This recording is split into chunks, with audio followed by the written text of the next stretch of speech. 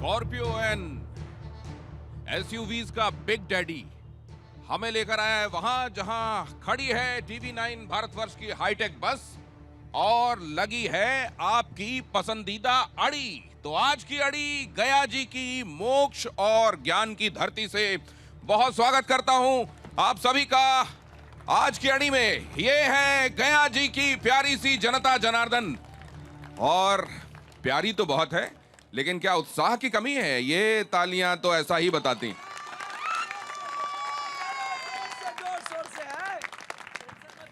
House the जोश। ये गया जी है, यहां जोश की भी कमी नहीं है। तो जैसा मैंने आपको बताया, ये वो धरती है जहां गौतम बुद्ध बने।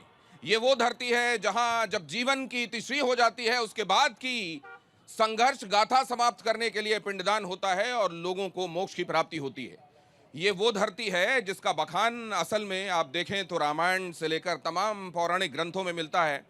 और ये वो धरती है जहां से इस बार दूसरे दौर में सियासत के ये तय होने वाला है कि जो पहले दौर में बम्पर वोटिंग हुई उसका मायना क्या है, क्योंकि हर कोई ये कह रहा है ये उसके पक्ष में हुआ मतदान है।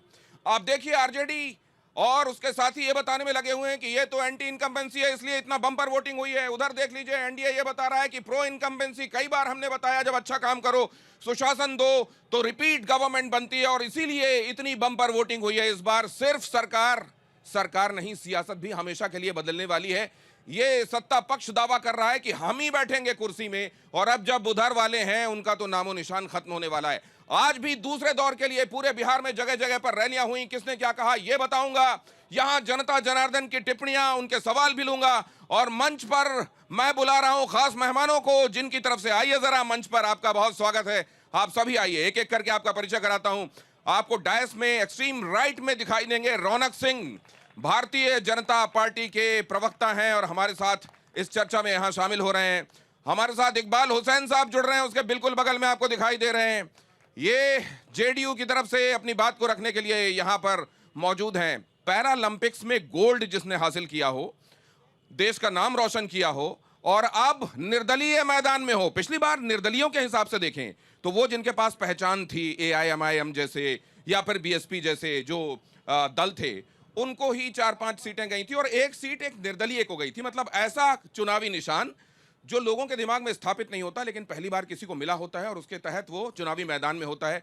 तो हमारे साथ शमसुद्दीन जी हैं, उनके साथ हम चर्चा करेंगे और समझेंगे कि निर्दलीयों का इस बार जब दोनों खेमे ये कह रहे हैं कि या तो इधर है या उधर है, ऐसे में निर्दलीयों का, जनसुराज जैसे एक तीसरे फैक्टर का कितना बोलबाला है। जनसुराज ने भी यह दावा किया है कि जो अप्रत्याशित रूप से ये वोटिंग हो रही है इसका सीधा कारण यह है कि हम भी मैदान में हैं और इस बार जनता का राज जनसुराज आने वाला है। क्या वाकई ऐसा है?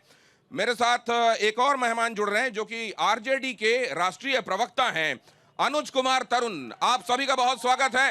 इनके साथ हम चर्चा, आज की अड़ी इनके साथ हम लगा रहे हैं और आप प्यारी जनता जनार्दन के साथ लगा रहे हैं। लेकिन सबसे पहले देखिए आज बिहार में प्रचार करते हुए नरेंद्र मोदी ने कैमूर में क्या कहा। प्रधानमंत्री नरेंद्र मोदी की सभा थी यहां और नरेंद्र मोदी ने जो बहुत महत्वपूर्ण बात कही है वो आपके सामने रख रहा हूं। कैमूर में प्रधानमंत्री मोदी का बयान, पहले चरण में एनडीए के पक्ष में जबरदस्त मतदान हुआ। प्रधानमंत्री मोदी ने कहा यह जबरदस्त मतदान एनडीए के फेवर में हुआ है। आरजेडी और कांग्रेस फूल कर गुब्बारा हो गए थे और इस मतदान के बाद गुब्बारे की हवा निकल गई है, कहा है प्रधानमंत्री नरेंद्र मोदी ने। बहुत जल्दी से उनका कहा हुआ सुनिए, इस चर्चा को आगे बढ़ाते हैं इसी पृष्ठभूमि के साथ। पहले चरण में एनडीए के उम्मीदवारों के पक्ष में जबरदस्त मतदान हुआ है। अब कैमूर की बारी है, अब रोहतास की बारी है। साथियों, जब ये चुनाव शुरू हुआ था तो आरजेडी और कांग्रेस के लोग फूल फूल के गुब्बारा हुए जा रहे थे।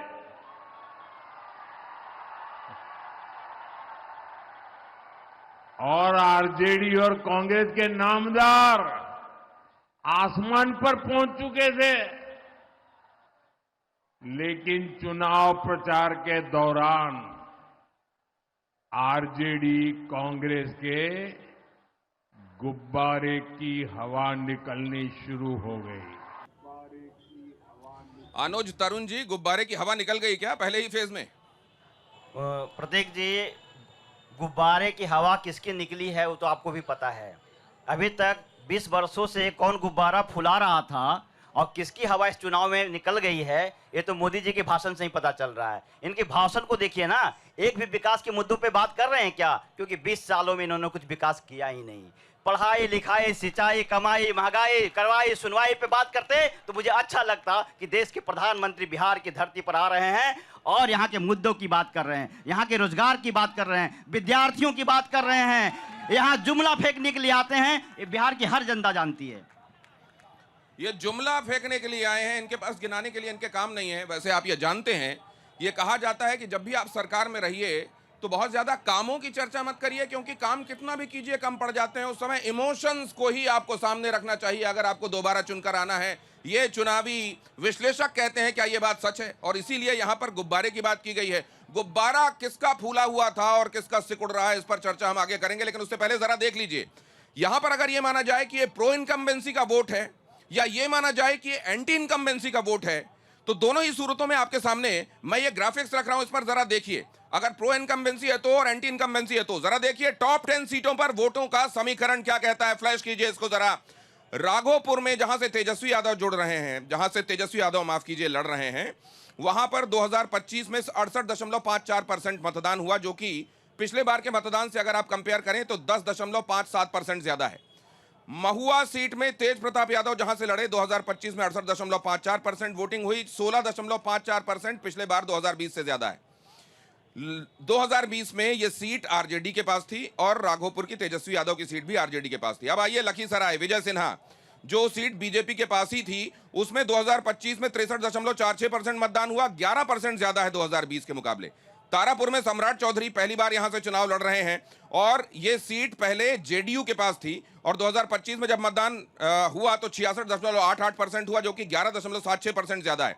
छपरा में इसी तरीके से 2025 के मुकाबले 58.61%, जो कि 8.04% ज्यादा है। आप जानते हैं खेसारी लाल यादव यहां से चुनाव लड़ रहे थे, पहले ये बीजेपी के पास सीट रही है। मनेर में भाई वीरेंद्र 2025 में यहां 67.76% वोट पड़े हैं, जो कि 2020 के मुकाबले 6.60 ज्यादा है। मोकामा में अनंत सिंह जहां से चुनाव लड़ रहे हैं, वहां 10.05% ज्यादा वोटिंग के साथ 64% वोटिंग हुई है। अलीनगर में मैथिली ठाकुर यहां 60.18%, जो कि 2.97% ज्यादा है पहले के मुकाबले। गोपालगंज में प्रीति किन्नर जहां से चुनाव लड़ रही हैं, 66.10% वोटिंग हुई, 11.38% ज्यादा है। रघुनाथपुर में उसामा साहब 61.45% वोटिंग, 8.19% 2020 के मुकाबले ज्यादा। कुम्हरार केसी सिन्हा जहां से लड़ रहे हैं 2025 में 39.57% वोट पड़े, 3.88% ज्यादा हैं।